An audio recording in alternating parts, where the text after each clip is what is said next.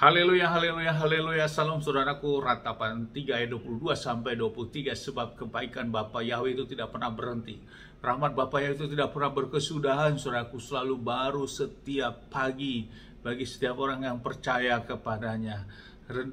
Renungan pagi pada pagi hari ini, renungan KPI Mayim Kaim pada hari Kamis tanggal 4 Agustus 2022 atau tanggal 7 Af 5782, diambil dari kitab Ulangan 2 ayat 30 yang merupakan kelanjutan pembacaan renungan Torah kita, saudaraku, yang berkata demikian. Tetapi Sihon Raja Hesbon tidak mengizinkan kita melewati negerinya, karena Yahweh Elohim kita telah membuat dia keras hati dan keras kepala dengan maksud agar dia dapat menyerahkan mereka di tangan kita, sebagaimana yang telah kita lihat hari ini. Saudaraku, perjalanan bangsa Israel selama 40 tahun di padang gurun bukan sesuatu perjalanan yang bentuknya mereka hanya berjalan saja, kemudian berhenti berkemah, berjalan lanjut, berhenti berkemah, seterusnya sampai menuju ke tanah Kanaan, saudaraku. Bukan hanya itu saja, saudaraku. Mereka juga akan menghadapi bangsa-bangsa lain, saudaraku, kerajaan-kerajaan lain. Dan itu mereka harus hadapi bila itu memang Bapaknya perintahkan. Namun sebaliknya, bila Bapaknya perintahkan mereka tidak perlu dihadapi, engkau harus melintas, melakukan memutar arah, maka itu harus dilakukan. Artinya apa, saudaraku? Bersama Bapa Yahweh, pertolongan Bapa yang selalu melekat kepada bangsa Israel ini, maka akan mendapatkan kemenangan dan keberhasilan, saudaraku. Walaupun kita tahu di balik itu bangsa-bangsa yang lain tentu memiliki dewa-dewa mereka, memiliki sesembahan mereka, namun tidak ada satupun yang dapat memenangkan, saudaraku. Hanya Bapa Yahweh, kekuatan Bapa Yahweh, semuanya dikalahkan, saudaraku. Artinya ini, saudaraku, meneguhkan bagi kita yang sudah mengerti nama kekudusan Tuhan yang kita sembah, Yahweh Sebaot itu memiliki otoritas tertinggi dari segala apapun di jalan, di jagat raya ini, saudaraku. Itulah iman kita, itulah Tuhan yang kita sembah, Yahweh Sebaot. Saudaraku, hal ini terus dinyatakan termasuk mereka memasuki suatu wilayah kerajaan yang disebut namanya Hesbon, rajanya adalah Sihon ini, saudaraku. Mereka harus melintasi. Mose memerintahkan pengutusannya untuk minta izin terlebih dahulu, saudaraku, untuk melintasi negerinya. Namun, saudaraku, Sihon sebagai rajanya menolak, saudaraku. Padahal Musa sudah menyampaikan mereka melintasi dengan baik-baik. Mereka melintasi akan membeli barang-barang yang ada, air, makanan, dan sebagainya akan mereka beli. Namun Sihon tetap menolak. Kenapa, saudaraku? Karena Bapa Yahweh sudah mengeraskan hatinya. Sehingga Bapa Yahweh memerintahkan untuk bangsa Israel menyerang bangsa ini, saudaraku. Dan akhirnya semuanya dikalahkan. Dan Bapa Yahweh memerintahkan untuk membunuh semuanya, laki-laki, perempuan, dan anak-anak. Dan ternak mereka dijarah oleh bangsa Israel, saudaraku. Bangsa pilihan biji mata Bapa Yahweh ini. Saudaraku, ini relevansinya apa di dalam kehidupan kita sekarang? Pertama, saudaraku, bahwa kita harus percaya bersama Bapa Yahweh tidak ada kekuatan lain yang dapat mengalahkan kemuliaan dan kebesaran dan keagungan Bapa Yahweh. Dan ini sangat dinyatakan dalam perjalanan bangsa Israel, dan inilah gambaran keyakinan iman kita, saudaraku, karena kitab suci kita sudah mencatat hal itu.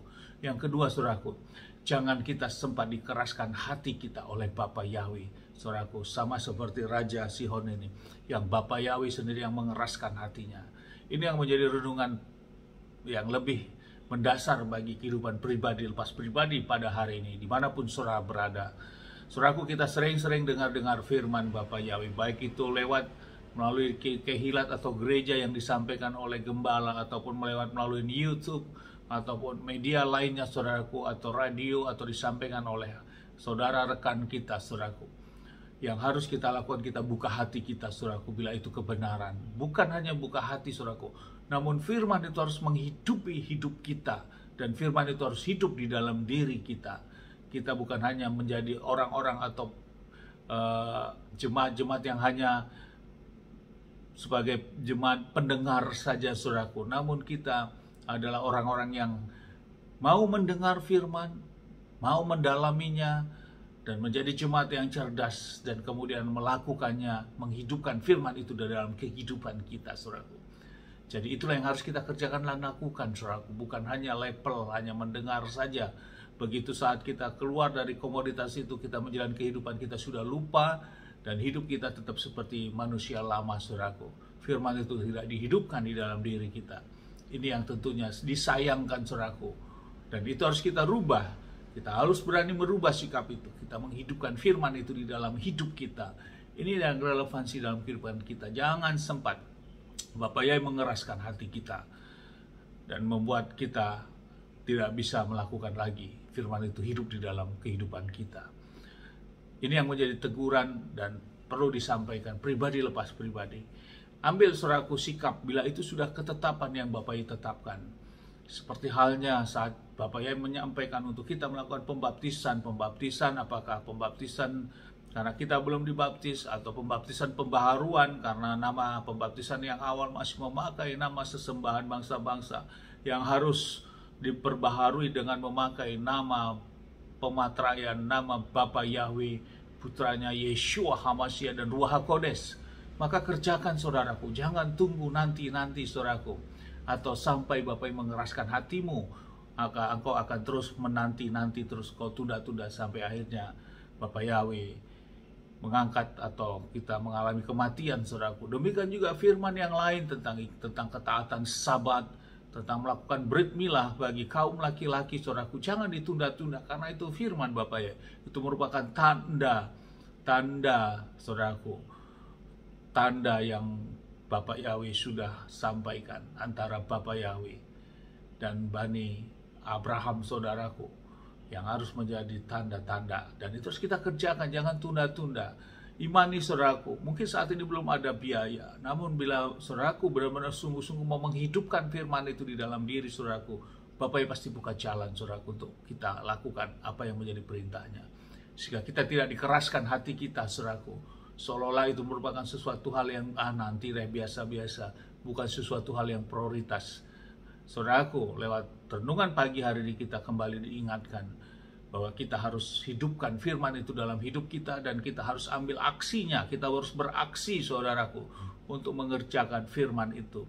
Maka kita terus diubah rupakan. Roma 12 ayat 2 berkata demikian, saudaraku.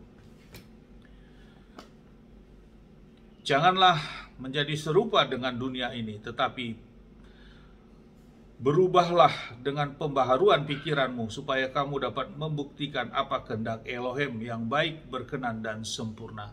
Untuk kita berubah rupa, diubah rupakan sepanjang hari, untuk menuju kepada kebaikan, kemudian keperkenanan dan kesempurnaan Bapa Yahweh. Amin. Sukses besar buat kita semua. Maju terus kita dalam iman, dan kita hidupkan firman ini dalam kehidupan kita sehari-hari. Sukses besar buat kita semua dimanapun kita berada. Dari tempat ini saya berdoa, Bapak yang memberkati dan melindungi kita semua dimanapun kita berada. Bapak yang menyinari wajahnya kepada kita, memberikan kita kasih karunia. Bapak Yahweh menyinari wajahnya kepada kita, memberikan kita damai sejahtera. Apapun yang kita kerjakan lakukan sepanjang hari ini, kita iman dan kita perkatakan semuanya menjadi berhasil. Dan kita orang-orang yang percaya kepada Bapak Yahweh dan mengimaninya, dan melakukan perintah dan ketetapan Bapak Yahweh. Janji firman berkata hidup kita diberkati, saudaraku, dan keselamatan ada pada kita bersama Mesias Yeshua HaMashiach. Amin. Haleluya. Shalom, saudaraku.